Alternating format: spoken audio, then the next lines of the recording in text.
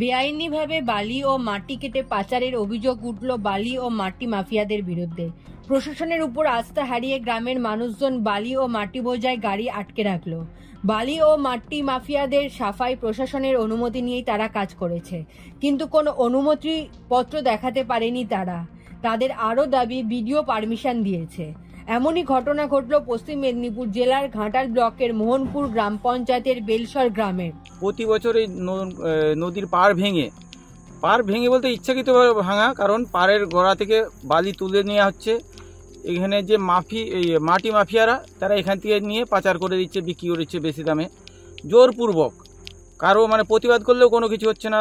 দপ্তরে সব জানানো হয়েছে, তারাও কিছু কাজ করছে। এটা যখনই পাচ্ছে এরা সারা বছর ধরেই চলছে, আগস্ট মাস পর্যন্ত চলবে। এখানে রাজনৈতিক নেতারা যুক্ত আছে, প্রশাসন ওরা বলে আমাদের পারমিশন আছে, কোনো পারমিশনের কাগজও নেই। প্রশাসনকে সব জানানো হয়েছে, কোনো কিছু কেউ ব্যবস্থা নেই। আপনাদের যদি পারমিশন দরকার থাকে আপনারা যে অফিসে যোগাযোগ করুন, তার কাছ থেকে পারমিশন নিন। আমরা ভিডিও হচ্ছে পারমিশন দিচ্ছি। বিষয়টা আপনাদের কাছ থেকে এই মুহূর্তে শুনে আমি বেলসর গ্রামে ফোন করে জানতে পারলাম যে বাস্তবে ওখানে মাটি তোলা হচ্ছে। ওনাদের কি বৈধ কাগজ আছে কিনা এই বিষয়টা আমি অবগত নই, তবে গ্রাম পঞ্চায়েতের তরফ থেকে আমরা বিষয়টা দেখছি। যত তাড়াতাড়ি পারবো আমরা রিপোর্টটা ওখান থেকে।